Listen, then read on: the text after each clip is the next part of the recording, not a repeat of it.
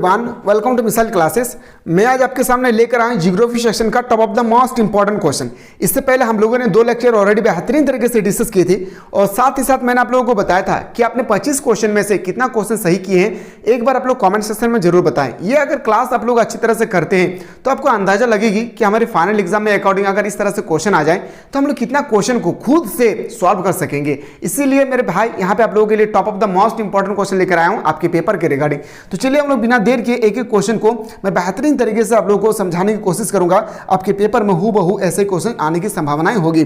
पहला क्वेश्चन है सर कि निम्नलिखित में से कौन सा क्षेत्र सघन जनसंख्या वाला है। आपको बताना है सघन क्षेत्र है, आपको बताना है कि सबसे ज्यादा सघन क्षेत्र जो है जनसंख्या वाला वो कौन सा है।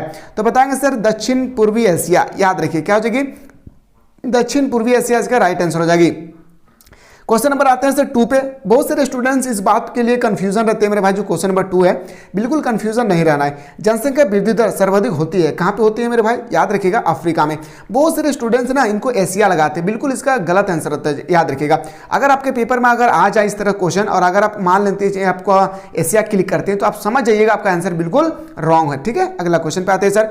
मानव विकास सूचकांक में विश्व में निम्नलिखित देशों में से किसकी उच्चतम कोटि है। मतलब जब हम लोगों का 2023 में ह्यूमन डेवलपमेंट इंडेक्स का सर्वे हुआ था पूरे दुनिया पे, तो उसमें से रैंक 1 पे कौन था। तो मैंने आज ही क्लास में आप लोगों को सुबह को बताया था नॉर्वे। कौन था मेरे भाई, नॉर्वे इसका बिल्कुल सही उत्तर हो जाएगी। अगर आपसे पूछा जाएगा कि इसमें भारत का स्थान कितना है तो बताएंगे सर 131वां। कौन है सर, कितना है तो बताएंगे सर 131वां। ठीक है, अगर मैं बात करूं आप लोगों का कि ह्यूमन डेवलपमेंट इंडेक्स, अगर आपसे पूछा जाएगा कि इसका प्रवर्तक कौन है, याद रखिएगा संपादक कौन है, डॉक्टर महबूबुल हक। डॉक्टर महबूबुल हक किस देश की निवासी है तो पाकिस्तान की। एक एक बात को ना एकदम याद रखिएगा मेरे भाई, ऐसा ही क्वेश्चन आपके पेपर में छपेगी। डॉक्टर महबूबुल हक निवास करते हैं, मैंने अभी जस्ट बताया कहां से, पाकिस्तान इसका बिल्कुल सही उत्तर हो जाएगी। और मेरे दोस्तों याद रखिएगा आप लोगों के लिए जो मैं सब्जेक्टिव क्वेश्चन प्रोवाइड किया ना, top of the most important question है। दो मैंने आप लोगों के लिए 3 लेक्चर प्रोवाइड किया, तो सब्जेक्टिव क्वेश्चन को एकदम चार्ट लेना है। इतना बेहतरीन तरीके से मैं आप लोगों को समझाया हूं, उम्मीद करते हैं मेरे भाई कि इससे बाहर आपके पेपर में नहीं आएगी। अगर एकदम आपका देहाती लैंग्वेज में समझाया हूं ताकि एक व्यक्ति जो पूरे साल भर नहीं पढ़े हैं वो किस तरह से समझ सकते हैं, उस लैंग्वेज के माध्यम से मैं आप लोगों को बताया हूं। एग्जाम हॉल घुसने से पहले उसको जरूर देख लीजिएगा। आते हैं सर अगला क्वेश्चन पे आते हैं कि निम्नलिखित में से कौन सी रोपण फसल नहीं है। आपको बताना है कि इसमें से रोपण फसल नहीं है। तो मैंने आप लोगों को रोपण फसल की पहचान करने के लिए ट्रिक बताया था आप लोगों को कि जिस भी पेय पदार्थ में आप लोगों का लिक्विड पदार्थ में पाई जाएगी उसको हम लोग बोलते हैं रोपण फसल। याद रखिएगा, कॉफी हम लोग बोल सकते हैं लिक्विड पदार्थ है, गन्ना लिक्विड पदार्थ है, रबर लिक्विड पदार्थ है, लेकिन गेहूं जो है ना लिक्विड पदार्थ नहीं है, ये बल्कि क्या है, खाद्य पदार्थ है। ये याद रखिएगा, मोटे अनाज के रूप में इसको हम लोग काउंट करते हैं। क्वेश्चन नंबर नेक्स्ट पे आते हैं सर। अगला क्वेश्चन है कि सहकारी कृषि अधिक सफल रही है। सहकारी जो कृषि है ये अधिक सफल कौन से देश में रहा है। तो बताएंगे सर ये क्वेश्चन नंबर 6 का बिल्कुल सही उत्तर हो जाएगी डेनमार्क। क्या हो जाएगा मेरे दोस्त, डेनमार्क इसका बिल्कुल सही उत्तर हो जाएगा। अगले क्वेश्चन पे आते हैं सर। क्वेश्चन नंबर 7 है कि खट्टे रसदार फलों की कृषि संबंधित है। खट्टे रसदार फलों की कृषि संबंधित है, तो बताएंगे सर इसका राइट आंसर होगा क्वेश्चन नंबर 7 का भूमध्य सागरीय कृषि। क्या हो जाएगी, भूमध्य सागरीय कृषि, यानी बोल सकते हैं सर ऑप्शन नंबर सी इसका बिल्कुल करेक्ट आंसर हो जाएगी। अगला क्वेश्चन पे आते हैं सर। अगला प्रश्न हमारे पेपर में अगर आ जाए कि निम्नलिखित में से किस अर्थव्यवस्था में उत्पादन का स्वामित्व व्यक्तिगत है। याद रखिएगा मेरे भाई, जो क्वेश्चन नंबर 8 है ना, 8 top of the most important है। तो बताएंगे सर अर्थव्यवस्था हो जाएगी पूंजीवादी अर्थव्यवस्था। क्या हो जाएगा, पूंजीवादी अर्थव्यवस्था का नेतृत्व किसने किया है, अमेरिका ने। याद रखिएगा, समाजवादी का रूस ने। याद रखिएगा, एक एक क्वेश्चन कहीं से भी पूछा जाएगा तो आप इजिली से इसको क्वेश्चन को रोटेट नहीं बल्कि अच्छी तरह से दिमाग लगाकर इसका भी आंसर सही कर सकते हैं। मेरे भाई एक बात मैं बता दूं, इस क्वेश्चन को डिस्कस करने से पहले आपके पेपर में आएगी कुटीर उद्योग और आपसे पूछे जाएंगे, याद रखिएगा, कि लघु उद्योग। लघु उद्योग और कुटीर उद्योग में क्या डिफरेंट है यह आपको बताना होगा। यह आपके पेपर में 3 मार्क्स का क्वेश्चन छपेगी। ठीक है, तो देखिए आपसे पूछा गया निम्नलिखित में से कौन सा उद्योग दूसरे उद्योगों के लिए कच्चे माल का तैयार करता है। तो बताएंगे सर क्वेश्चन नंबर जो 9 है, याद रखिएगा, आधारभूत उद्योग। क्या जाएगी, आधारभूत उद्योग। ऑप्शन नंबर क्या आ जाएगा सर, ऑप्शन नंबर ए इसका बिल्कुल सही उत्तर हो जाएगी।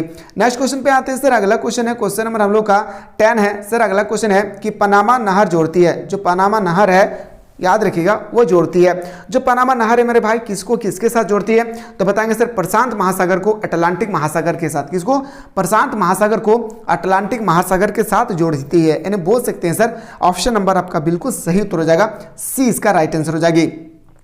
क्वेश्चन नंबर नेक्स्ट पे आते हैं सर, विश्व के प्रमुख समुद्र पतन निम्नलिखित में से किस प्रकार के हैं? तो बताएंगे क्वेश्चन नंबर 11 जो हो जाएगी मेरे भाई, विस्तृत पतन। क्या जाएगा? विस्तृत पतन। ऑप्शन नंबर हम लोग का सी इज द राइट आंसर हो जाएगा। अगला प्रश्न पे आते हैं सर, अगला क्वेश्चन है, क्वेश्चन नंबर नेक्स्ट पे आते हैं सर, विश्व के प्रमुख समुद्री पतन निम्नलिखित में से किस प्रकार है? तो बताएंगे समुद्री जो पतन है मेरे भाई वो किस देश में स्थित है? तो इसका राइट आंसर हो जाएगी वेनेजुएला। क्या हो जाएगी?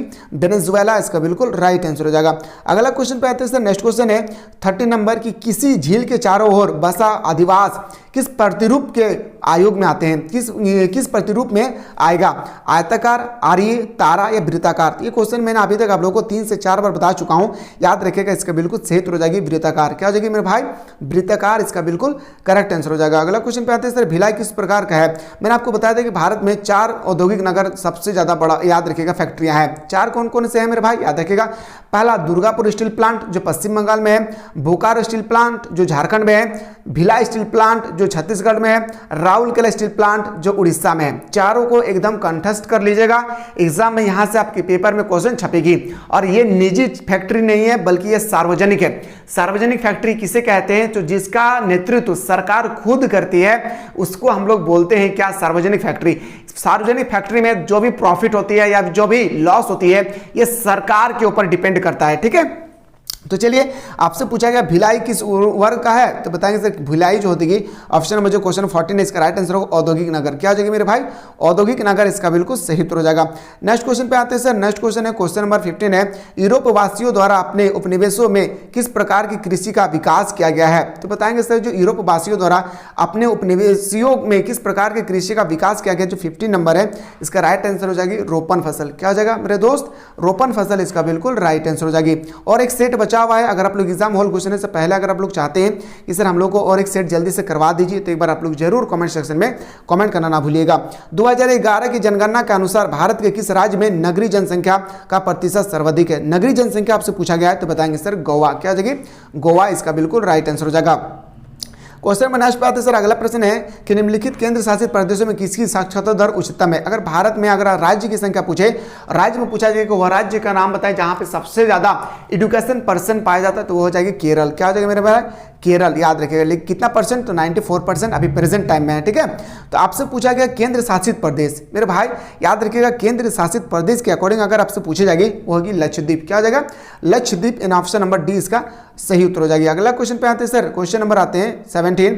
क्वेश्चन नंबर 17 है सर, निम्नलिखित केंद्र शासित प्रदेशों में किसकी साक्षरता दर उच्चतम है? इसमें आपको साक्षरता दर बताना है उच्चतम है, तो मैंने अभी जस्ट बताया लक्षद्वीप इसका बिल्कुल राइट आंसर हो जाएगी। अगला क्वेश्चन पे आते हैं सर, क्वेश्चन नंबर जो 18 है, निम्नलिखित राज्यों में किसका 0.6 आयु वर्ग में लिंग अनुपात न्यूनतम है? तो 18 का इसका करेक्ट आंसर हो जाएगा हरियाणा। क्या हो जाएगी? हरियाणा इसका राइट आंसर हो जाएगा। क्वेश्चन नंबर आते हैं सर 19, निम्नलिखित में से कौन सा नगर नदी के तट पर अवस्थित नहीं है? तो मैंने आपको बताया था आगरा कहाँ है? यमुना नदी। याद रखिए, कोलकाता हुगली नदी। पटना आप लोगों को पता होगा, पटना गंगा नदी के किनारे स्थित है। वाराणसी गंगा नदी के किनारे स्थित है। याद रखिएगा, अगर आपसे पूछा जाएगा कि लखनऊ गोमती नदी के किनारे स्थित है। मैंने सारा चीज़ ना आप लोगों को बेहतरीन तरीके से बताया हूँ मेरे भाई, अगर आप लोग नहीं करेंगे तो ये गलती आप लोगों का है। भोपाल किसी भी नदी के किनारे स्थित नहीं है। अगला प्रश्न पे आते हैं सर, क्वेश्चन नंबर 20 है कि सिंचित क्षेत्र में मृदा निम्नीकरण का मुख्य कारण है? तो बताएंगे सर मुख्य कारण क्या हो जाएगी 20 का? तो मृदा लवणता। क्या हो जाएगी? मृदा लवणता इसका बिल्कुल राइट आंसर हो जाएगा। आते हैं दोस्त अगला प्रश्न पे, उदयपुर किस राज्य में स्थित है? उदयपुर राजस्थान में है। कहाँ मेरे भाई? उदयपुर। याद रखिएगा, उदयपुर कहाँ पे है? राजस्थान में होगी। ठीक है, आशा करते हैं कि इस बार आप लोग 25 में से 25 ठोक कराएंगे। हम पूरा यकीन है मेरे भाई, जो भी स्टूडेंट्स हमारे साथ एप्लीकेशन से हो, यूट्यूब चैनल से हो या टेस्ट सीरीज से जुड़े हुए हैं, मुझे पूरा विश्वास है कि अगर आप अच्छी तरह से पूरा ऑनेस्टी पूर्वक अगर तैयारी कर रहे होंगे तो 25 में से 25 क्वेश्चन को आप लोग ठोक कराएंगे इस बार। ठीक है, पेपर को फोड़ देना है मेरे भाई इस बार। ठीक है, बहुत मेहनत किया हूँ आप लोगों के लिए और अपने माँ बाप का नाम जरूर रोशन करना है। ठीक है ना। क्वेश्चन नंबर 22 पे आते हैं, निम्नलिखित राज्यों में किसमें प्रमुख तेल क्षेत्र स्थित है? याद रखिएगा मेरे भाई, वो राज्य का नाम मैं बाद में बताऊंगा, वो क्षेत्र का नाम मैं बता रहा हूँ डिगबोई। याद रखिए कौन सा क्षेत्र है? डिगबोई। डिगबोई कहां पे है? तो बताएंगे सर आसाम। राज्य का नाम पूछे तो बताएंगे सर आसाम, लेकिन राज्य अगर आपके पेपर में ना दिया रहे, क्षेत्र जगह का नाम दिया रहे तो जगह का नाम याद रखिएगा डिगबोई। क्या? डिगबोई इसका राइट आंसर हो जाएगी। क्वेश्चन नंबर आते हैं सर 23 आपके पेपर में, निम्नलिखित में से कौन सा भारत का सबसे लंबा राष्ट्रीय मार्ग है? देखिए आपसे पूछा गया है लंबा राष्ट्रीय महामार्ग आपसे बताना है, महामार्ग। ठीक है, 23 का बिल्कुल सही उत्तर हो जाएगी NH44। क्या आ जाएगी? NH44। एक बार आप लोग इसका देख लीजिएगा। ठीक है, दो देशों के मध्य व्यापार कहलाती है। मेरे भाई, दो देशों के मध्य में जो व्यापार होती है उसको हम लोग क्या बोलते हैं? अंतर्राष्ट्रीय व्यापार बोलते हैं। यस या नो?